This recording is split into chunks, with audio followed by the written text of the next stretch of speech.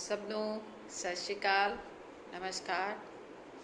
ਅੱਜ ਅਸੀਂ ਗੱਲ ਕਰਨ ਜਾ ਰਹੇ ਹਾਂ ਲਾਲਾ ਲਾਜਪਤ ਰਾਏ ਜੀ ਦੇ ਬਾਰੇ।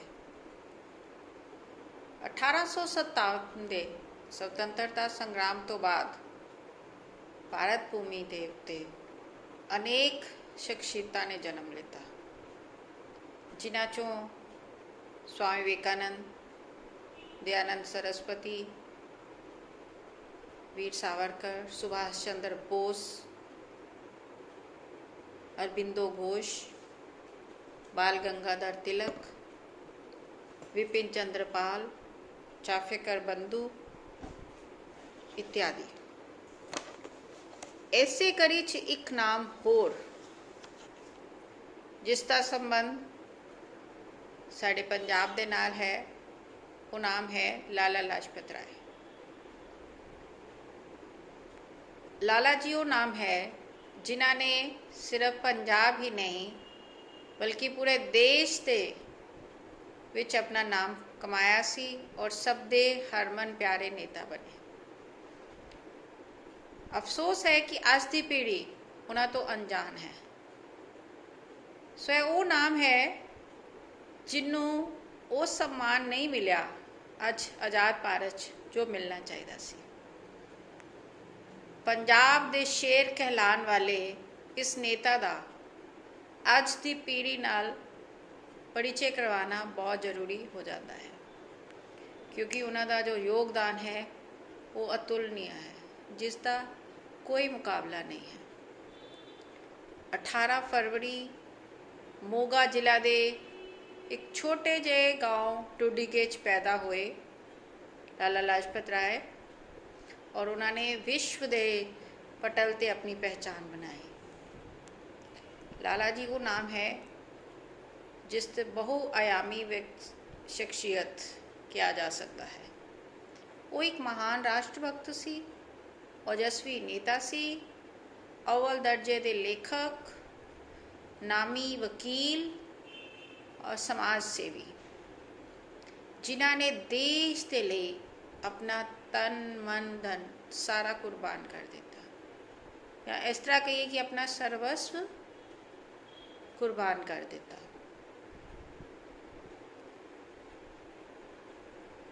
बीस साल की छोटी जी उम्र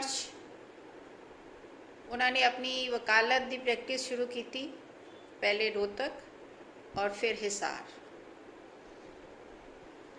वकालत उन्होंने बराबर का कोई भी भारतीय वकील नहीं सी। जे जदों भगत सिंह जी नूं फांसी हुई, भगत सिंह, राजगुरु और सुखदेव नूं, अगर लाला जी जिंदा होंदे तो उन्होंने उस फांसी नूं अपनी बुद्धि के बल नाल, अपनी शख्सियत नाल जरूर रुकवा लेना सी। लाला जी हमेशा सच्चाई के मार्ग पर चलने वाले नेता सी, और सच्चाई कहने कभी उन्होंने संकोच नहीं होया। उन्होंने सर सैयद अहमद खान नूं कई पत्र लिखे, और खुले पत्र जिहड़े कि अखबारां च भी छपे। इस विच उन्होंने सर सैयद की आलोचना की थी। उन्होंने क्या कि तुसी ते कहंदे सो कि हिंदू और मुसलमान भारत मां दी दो अखां हैं। तुसी भारत मां नूं अपनी माता के रूप च स्वीकार करते रहे, पर अज फिर तुसी क्यों अंग्रेज़ों के षड्यंत्र का शिकार हो गए हो और इस्लामी कट्टरवाद का समर्थन कर रहे हो? तुहाडा ये काम देशवासियों लई विश्वासघात है। इस तरह के अनेक लेख जदों उन्होंने छपे और उन्होंने शख्सियत दुनिया के सामने आई, तो कांग्रेस के नेता भी उन्हां वल चुके, और उन्होंने उन्होंने इलाहाबाद के अधिवेशन जिहड़ा कांग्रेस का अखिल भारतीय अधिवेशन सी उहदे विच आन का सद्दा दिता। उस वक्त लाला जी की उम्र सिर्फ 23 साल सी, सिर्फ 23 साल। और उस वक्त उन्होंने स्टेशन के उत्ते रिसीव करने लिए कौन आया? महामना मदन मोहन मालवीय जी। असी अंदाज़ा लगा सकते हाँ कि लाला जी उस वक्त किस तरह की शख्सियत के मालिक सी कि खुद मदन मोहन मालवीय उन्होंने रिसीव करने लिए आए। उन्होंने अपनी इस छोटी उम्र दे विच यह साबित कर दिता कि वो बहुमुखी प्रतिभा के मालिक हैं। उन्होंने बुद्धि बहुत तीक्ष्ण है। राजनीति दे विच उन्हों का प्रवेश होया। हिसार दे विच वो हिसार म्यूनसिपल कमेटी के सदस्य चुने गए। जो सदस्य चुने गए तो उस कमेटी का उन्होंने सैकटरी मनोनीत किया गया। उस तो बाद उन्होंने अपना कार्य क्षेत्र लाहौर बना लिया। 1892-93 उन्होंने लाहौर दे विच प्रैक्टिस शुरू कर दी थी। लाहौर दे विच वो आर्य समाज के नाल जुड़े। आर्य समाज के लिए बहुत सारी संस्थावां जिन्हें एजुकेशनल इंस्टीट्यूशन शामिल हैं उन्होंने स्थापना की थी। और अपना ज़्यादा तो ज़्यादा समय शिक्षा और शिक्षा क्षेत्र नाल जुड़ी हुई संस्थावां नूं देना शुरू कर दिता।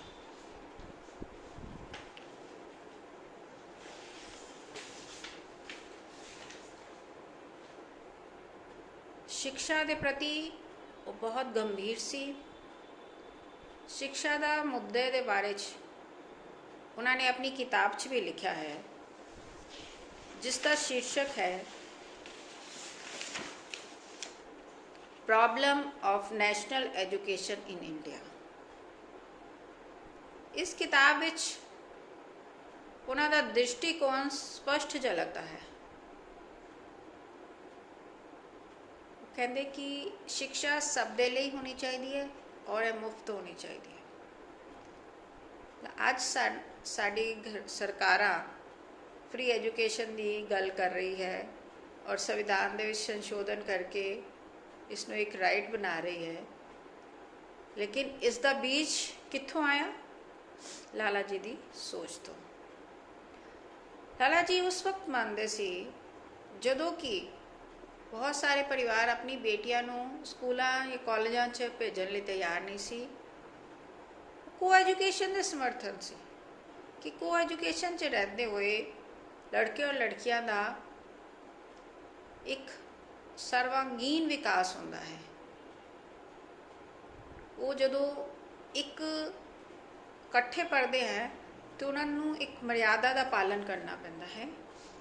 तो इस तरह उन्होंने मर्यादापूर्ण जीवन जीण की शिक्षा भी मिलती है।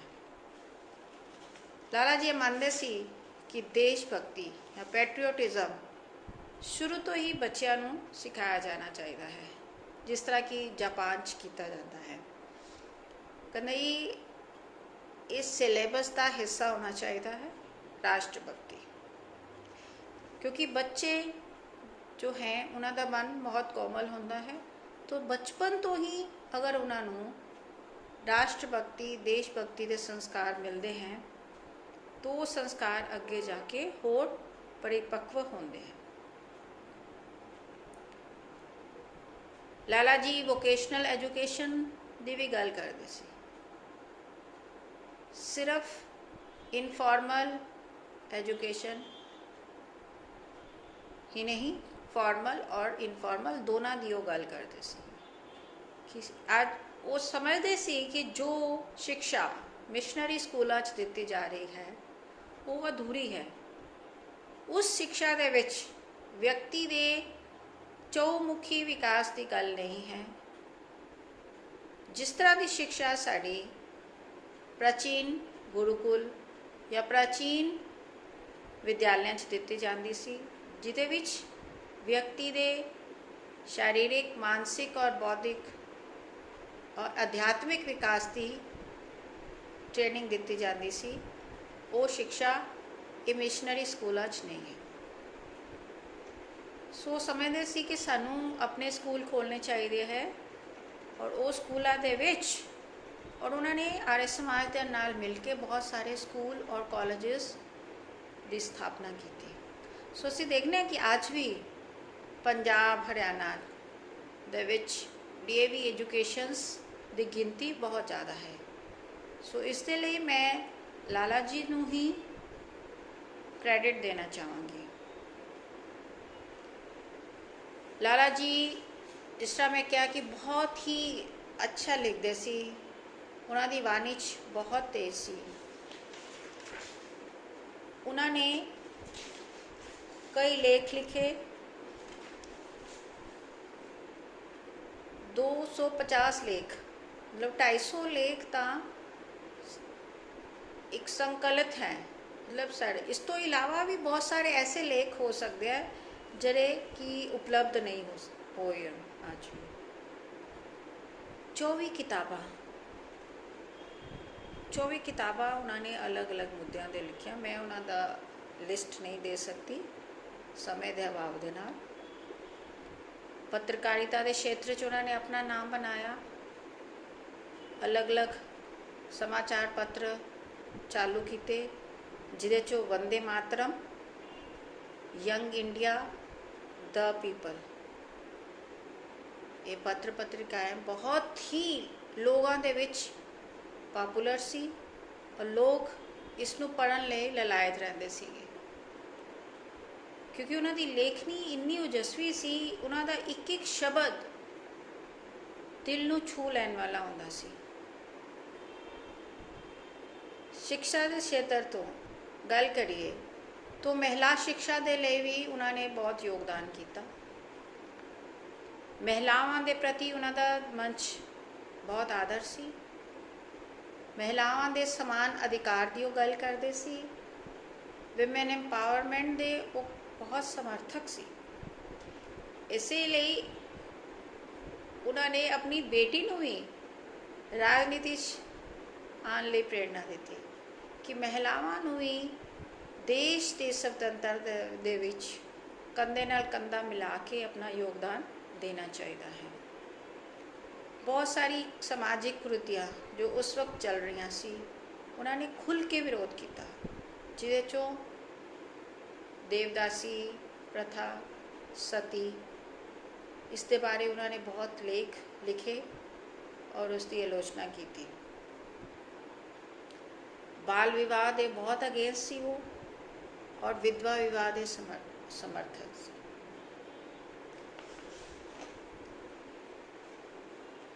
ਮਹਿਲਾਵਾਂ ਦੇ ਸਮਾਨ ਅਧਿਕਾਰ, ਮਹਿਲਾਵਾਂ ਦੀ ਸਿੱਖਿਆ, ਇਹ ਸਭ ਕੰਮ ਔਰ ਸਿਰਫ ਕਹਿਣਾ ਨਹੀਂ, ਉਹਦੇ ਵਾਸਤੇ ਉਹਨਾਂ ਨੇ ਬਹੁਤ ਕੁਝ ਕੀਤਾ ਵੀ। ਮਹਿਲਾ ਕਾਲਜ ਸਕੂਲ ਵੀ ਖੁਲਵਾਏ। ਸੋ ਅਸੀਂ ਸਮਝ ਸਕਦੇ ਹਾਂ ਕਿ ਉਹ ਸ਼ਖਸੀਅਤ ਦੇਸ਼ ਦੇ ਸਮਾਜ ਦੇ ਹਰ ਹਿੱਸੇ ਦੇ ਬਾਰੇ ਸੋਚਦੀ ਸੀ। ਇਸੇ ਤਰ੍ਹਾਂ ਉਹ ਪਿਛੜੇ ਵਰਗ ਦੇ ਬਾਰੇ, ਅਛੂਤਾਂ ਦੇ ਬਾਰੇ ਬਹੁਤ ਚਿੰਤਿਤ ਸੀ, ਗਰੀਬ ਵਰਗ ਦੇ ਬਾਰੇ ਬਹੁਤ ਚਿੰਤਿਤ ਸੀ। ਉਹਨਾਂ ਦੇ ਟਾਈਮ ਦੇ ਵਿੱਚ ਅਲੱਗ-ਅਲੱਗ ਸਾਲਾਂ 'ਚ ਬਹੁਤ ਭਿਅੰਕਰ ਅਕਾਲ ਆਏ, ਭੁਚਾਲ ਆਏ, ਜਿਨ੍ਹਾਂ 'ਚੋਂ ਅਸੀਂ ਕਹੀਏ ਕਿ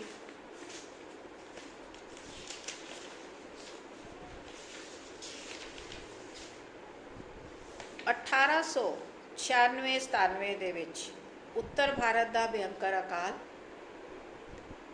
1899-1900 ਵਿੱਚ ਰਾਜਪੂਤਾਨਾ ਕਾਠੀਆਵਾੜ ਦਾ ਭਿਅੰਕਰ ਅਕਾਲ, 1905 ਦੇ ਵਿੱਚ ਬਠਿੰਡਾ ਕਾਂਗੜਾ ਦੇ ਵਿੱਚ ਭਿਅੰਕਰ ਭੂਚਾਲ, 1908 ਦੇ ਵਿੱਚ ਉੱਤਰ ਪ੍ਰਦੇਸ਼ ਔਰ ਬੰਗਾਲ ਦੇ ਬਾਗਪਤ 'ਚ ਅਕਾਲ। ਲਾਲਾ ਜੀ ਦਾ ਕਹਿਣਾ ਸੀ ਕਿ ਇਹ ਜਿਹੜੇ ਅਕਾਲ ਹੈ, ਅੰਗਰੇਜ਼ਾਂ ਦੀ ਗਲਤ ਨੀਤੀਆਂ ਦਾ ਪ੍ਰਭਾਵ ਹੈ। ਅੰਗਰੇਜ਼ ਜਨਤਾ ਦੇ ਬਾਰੇ ਸੋਚ ਹੀ ਨਹੀਂ ਰਹੇ, ਔਰ ਇਸ ਦੇ ਲਈ ਭਾਰਤ ਦੀ ਜਨਤਾ ਨੂੰ ਜਾਗਰੂਕ ਹੋਣਾ ਪਏਗਾ ਆਪਣੇ ਅਧਿਕਾਰਾਂ ਦੇ ਲਈ, ਲੜਨ ਲਈ ਅੱਗੇ ਆਉਣਾ ਪਏਗਾ। ਅੱਜ ਅਸੀਂ ਕਰੋਨਾ ਦਾ ਮੁਕਾਬਲਾ ਕਰ ਰਹੇ ਹਾਂ। ਅਸੀਂ ਦੇਖ ਰਹੇ ਹਾਂ ਇਸ ਵਕਤ ਸਾਡੀ ਆਪਣੀ ਸਰਕਾਰ ਹੈ। ਸਾਡੀ ਸਰਕਾਰ ਹਰ ਇੱਕ ਵਿਅਕਤੀ ਦੀ ਜਾਨ और माल ਦੀ बारे चिंता कर रही है। प्रधानमंत्री जी ने कहा है जान है तो जहान है, किंतु उस समय ਦੀ ਸਰਕਾਰ ਸਾਡੀ ਆਪਣੀ ਸਰਕਾਰ ਨਹੀਂ ਸੀ। इसलिए ਉਹ ਕੋਈ ਚਿੰਤਾ ਨਹੀਂ ਕਰਦੇ ਸੀ। ਅਕਾਲ ਆਇਆ, ਲੋਕ ਮਰ ਜਾਂਦੇ ਸੀ, ਜੋ ਬੱਚੇ ਅਨਾਥ ਹੋ ਜਾਂਦੇ ਸੀ ਉਹਨਾਂ ਨੂੰ ਕ੍ਰਿਸਚਨ ਮਿਸ਼ਨਰੀ ਲੈ ਜਾਂਦੇ ਸੀਗੇ। ਜਦੋਂ ਲਾਲਾ ਜੀ ਦੇ ਧਿਆਨ 'ਚ ਇਹ ਗੱਲ ਆਈ, ਉਹਨਾਂ ਨੇ ਕਿਹਾ ਕਿ ਅਨਾਥ ਬੱਚਿਆਂ ਦੇ ਉੱਤੇ ਉਹਨਾਂ ਦੇ ਧਰਮ ਦੇ ਲੋਕਾਂ ਦਾ ਪਹਿਲਾ ਅਧਿਕਾਰ ਹੈ। ਸੋ ਇਸ ਦੇ ਲਈ ਸਾਰੇ ਸਿਰਫ ਕਹਾ ਨਹੀਂ, ਇਹਦੇ ਲਈ ਪੂਰੀ ਲੜਾਈ ਲੜੀ ਔਰ ਬਹੁਤ ਲੰਬੀ ਲੜਾਈ ਲੜੀ। ਉਹ ਇਹ ਕੇਸ ਪ੍ਰੀਵੀ ਕੌਂਸਲ ਤੱਕ ਲੈ ਕੇ ਗਏ, ਫੈਮਿਨ ਕਮਿਸ਼ਨ ਆਫ ਇੰਡੀਆ ਦੇ ਅਗੇਂਸਟ। ਔਰ ਉੱਥੇ ਉਹਨਾਂ ਨੇ ਸਾਬਿਤ ਕੀਤਾ ਕਿ ਅਗਰ ਉਹ ਬੱਚਾ ਮੁਸਲਿਮ ਹੈ ਤਾਂ ਮੁਸਲਿਮ ਧਰਮ ਦੇ ਲੋਕਾਂ ਨੂੰ ਇਹ ਹੱਕ ਦਿੱਤਾ ਜਾਏ ਕਿ ਉਸ ਬੱਚੇ ਦਾ ਪਾਲਣ ਪੋਸ਼ਣ ਕਰਨ। ਅਗਰ ਉਹ ਬੱਚਾ ਹਿੰਦੂ ਹੈ ਤਾਂ ਹਿੰਦੂ ਸਮਾਜ ਨੂੰ ਇਹ ਹੱਕ ਦਿੱਤਾ ਜਾਏ। ਇਹ ਕੋਈ ਨਹੀਂ ਕਿ ਵੀ ਸਭ ਨੂੰ ਕ੍ਰਿਸਚਨ ਮਿਸ਼ਨਰੀ ਲੈ ਜਾਣ, ਕਿਉਂਕਿ ਅੰਗਰੇਜ਼ ਕੀ ਕਰਦੇ ਸੀ, ਉਹ ਬਹੁਤ ਸਾਰੀ ਜੋ ਗ੍ਰਾਂਟ ਸੀ ਉਹ ਮਿਸ਼ਨਰੀਜ਼ ਨੂੰ ਦੇ ਦਿੰਦੇ ਸੀ ਕਿ ਅਕਾਲ ਔਰ ਭੁਚਾਲ ਦੇ ਬਾਅਦ ਕਿ ਜਾਓ ਔਰ ਤੁਸੀਂ ਇਸ ਗ੍ਰਾਂਟ ਦੀ ਇਸਤੇਮਾਲ ਉਹ ਅਨਾਥ ਬੱਚਿਆਂ ਲਈ ਕਰੋ। ਔਰ ਹੌਲੀ ਹੌਲੀ ਉਹ ਬੱਚਿਆਂ ਨੂੰ ਉਹ ਕ੍ਰਿਸਚਨ ਬਣਾ ਲੈਂਦੇ ਸੀ। ਤਾਂ ਇੱਕ ਸਾਇਲੈਂਟਲੀ ਇੱਕ ਕਨਵਰਜਨ ਹੋ ਰਹੀ ਸੀ। ਔਰ ਲਾਲਾ ਜੀ ਦਾ ਇਸ ਬਾਰੇ ਧਿਆਨ ਗਿਆ ਔਰ ਉਹਨਾਂ ਨੇ ਲੜਾਈ ਲੜੀ। ਫਿਰ ਜਦੋਂ ਸਵਾਲ ਆਇਆ ਕਿ ਹੁਣ ਬੱਚੇ ਤਾਂ ਅਸਾਂ ਲੈ ਲਏ ਅਤੇ ਇਹਨਾਂ ਨੂੰ ਰੱਖਣਾ ਕਿੱਥੇ ਹੈ, ਫਿਰ ਉਹਨਾਂ ਨੇ ਵੱਡੀ ਸੰਖਿਆ ਦੇ ਵਿੱਚ ਅਨਾਥ ਆਸ਼ਰਮ ਬਣਵਾਏ ਔਰ ਲੋਕਾਂ ਨੇ ਵੀ ਉਹਨਾਂ ਨੂੰ ਉਹਨਾਂ ਦੇ ਕਾਰਜ ਨੂੰ ਸਰਾਹਾ ਵੀ ਔਰ ਸਹਿਯੋਗ ਵੀ ਦਿੱਤਾ।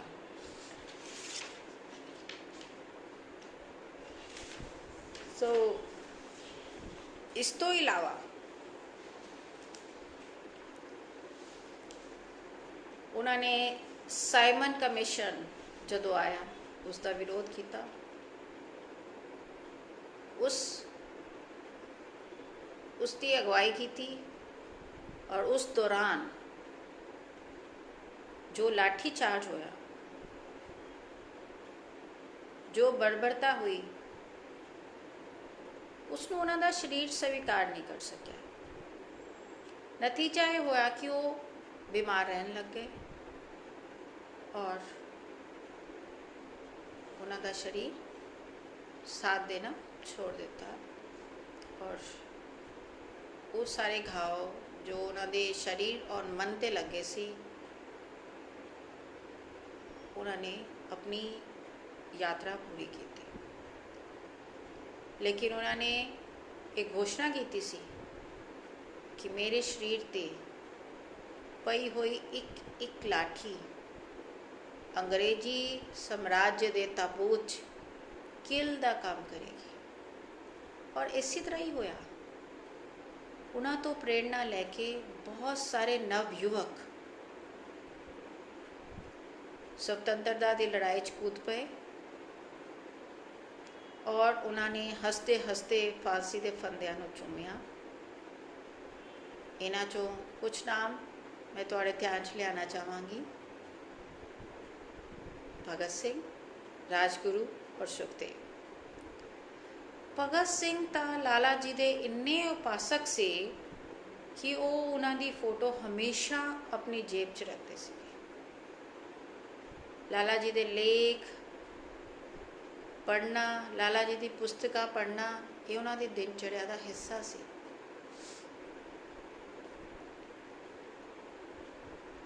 ਔਰ ਉਹਨਾਂ ਨੇ ਕਸਮ ਖਾਈ ਸੀ ਕਿ ਮੈਂ ਸੁੱਤੀ ਹੋਈ ਜਨਤਾ ਨੂੰ ਜਗਾਵਾਂਗਾ। ਜਿਹੜਾ ਕੰਮ ਲਾਲਾ ਜੀ ਅਧੂਰਾ ਛੱਡ ਗਏ ਹੈ, ਮੈਂ ਉਸ ਕੰਮ ਨੂੰ ਅੱਗੇ ਅੰਜਾਮ ਤੱਕ ਪਹੁੰਚਾਵਾਂਗਾ। ਇਸ ਲਈ ਭਗਤ ਸਿੰਘ ਨੇ ਜਦੋਂ ਅਸੈਂਬਲੀ 'ਚ ਬੰਬ ਸੁੱਟਿਆ, ਉਹ ਭੱਜ ਸਕਦੇ ਸੀ, ਪਰ ਉਹਨਾਂ ਨੇ ਕਿਹਾ ਕਿ ਨਹੀਂ, ਮਕਸਦ ਬੰਬ ਦਾ ਸਿਰਫ ਸੁੱਤੀ ਹੋਈ ਸਰਕਾਰ ਨੂੰ ਜਗਾਉਣਾ ਨਹੀਂ ਹੈ ਕੇਵਲ, बल्कि सुत्ती कौम नूं जगाना है। सो लाला जी ਉਹ ਮਸ਼ਾਲ ਸੀ ਜਿਨ੍ਹਾਂ ਨੇ ਅਨੇਕਾਂ ਹੋਰ ਮਸ਼ਾਲਾਂ ਜਗਾਈਆਂ। ਕੁਝ ਉਹਨਾਂ ਦੇ ਨਾਲ ਕੰਧੇ ਨਾਲ ਕੰਧਾ ਮਿਲਾ ਕੇ ਕੰਮ ਕਰਦੇ ਰਹੇ, ਜਿਨ੍ਹਾਂ 'ਚੋਂ ਭਗਤ ਸਿੰਘ ਦੇ ਚਾਚਾ ਸਰਦਾਰ ਅਜੀਤ ਸਿੰਘ ਵੀ ਸੀ। ਲੇਬਰਸ ਦੇ ਬਾਰੇ ਜਦੋਂ ਵੀ ਕੋਈ ਕਾਨੂੰਨ ਬਣਿਆ, ਅਗਰ ਉਹ ਕਾਨੂੰਨ ਮਜ਼ਦੂਰਾਂ ਦੇ ਹੱਕ ਦੀ ਰਾਖੀ ਨਹੀਂ ਕਰਦਾ ਸੀ ਤਾਂ ਲਾਲਾ ਜੀ ਨੇ ਉਹਦਾ ਖੁੱਲ੍ਹ ਕੇ ਵਿਰੋਧ ਕੀਤਾ ਔਰ ਉਹਨਾਂ ਨੇ ਮਜ਼ਦੂਰਾਂ ਦੇ ਲਈ ਇੱਕ ਪਾਰਟੀ ਦਾ ਵੀ ਨਿਰਮਾਣ ਕੀਤਾ। ਜਿੱਥੋਂ ਤੱਕ ਆਪਣਾ ਸਰਵਸਵ ਦੇਣ ਦੀ ਗੱਲ ਆਉਂਦੀ ਹੈ, ਜਿਸ ਵਕਤ ਉਹਨਾਂ ਦੀ ਇਨਕਮ ਲਗਭਗ 90 ਲੱਖ ਸਾਲਾਨਾ ਸੀ, उन्होंने प्रैक्टिस छोड़ देती और क्या कि मेरी सारी दी सारी आमदनी और मेरा समय देश और देशवासियों के लिए है। इन्ना ही नहीं, उन्होंने अपना घर सर्वेंट ऑफ इंडिया सोसाइटी नूं दान कर दिता।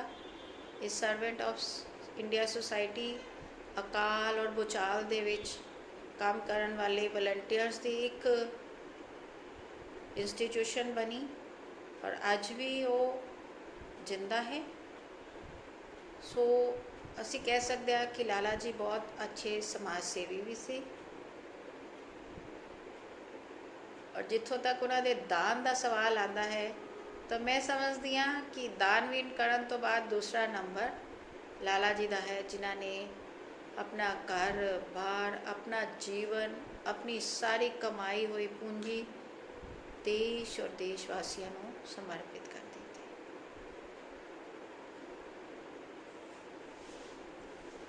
लाला जी के बारे बहुत कुछ लिखा गया है, लेकिन अफसोस की गल है कि अज इतिहास के पन्नियां 'च उन्होंने वो सम्मान नहीं मिल रहा जो मिलना चाहिए सी।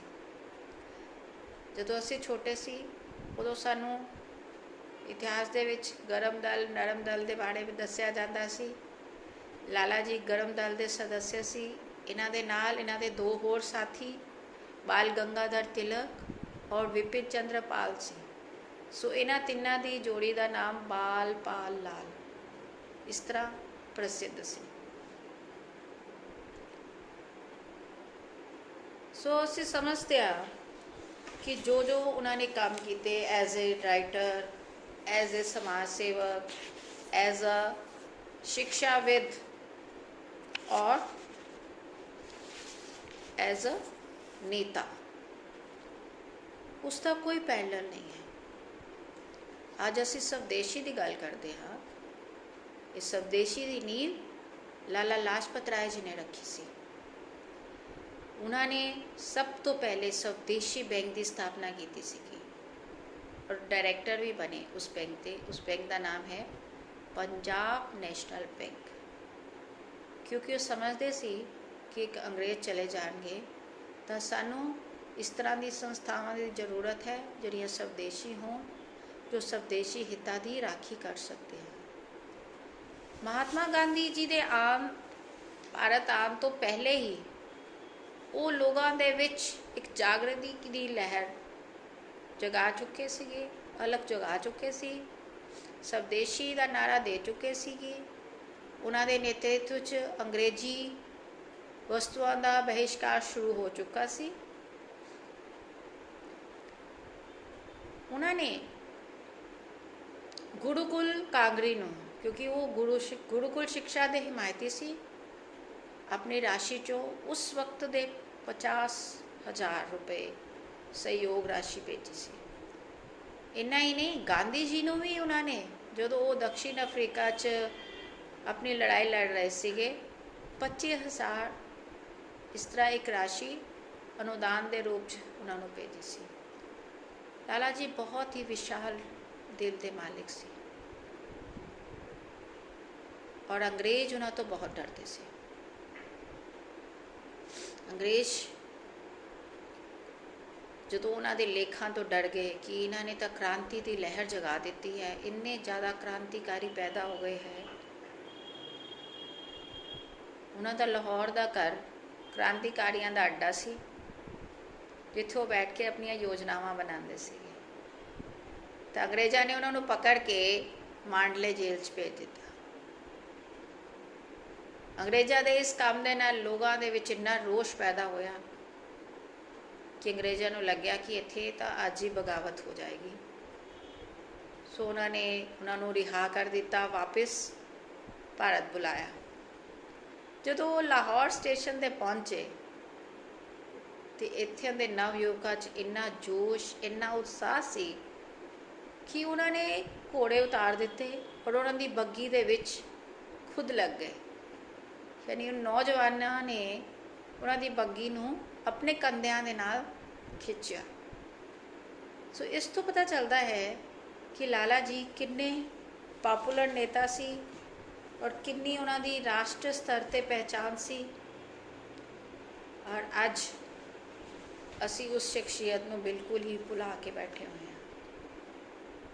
ਸਾਨੂੰ ਜ਼ਰੂਰਤ ਹੈ ਅੱਜ ਦੀ ਪੀੜ੍ਹੀ ਨੂੰ ਉਹਨਾਂ ਦੇ ਕੀਤੇ ਹੋਏ ਕੰਮਾਂ ਦੇ ਬਾਰੇ 'ਚ ਯਾਦ ਕਰਾਉਣ ਦੀ, ਔਰ ਜ਼ਰੂਰਤ ਇਹ ਵੀ ਹੈ ਕਿ ਉਹਨਾਂ ਦੇ ਦਿਖਾਏ ਹੋਏ ਰਸਤੇ ਨੂੰ ਅਪਣਾਉਣ ਦੀ। ਜੋ ਕੰਮ ਉਹ ਛੋੜ ਗਏ,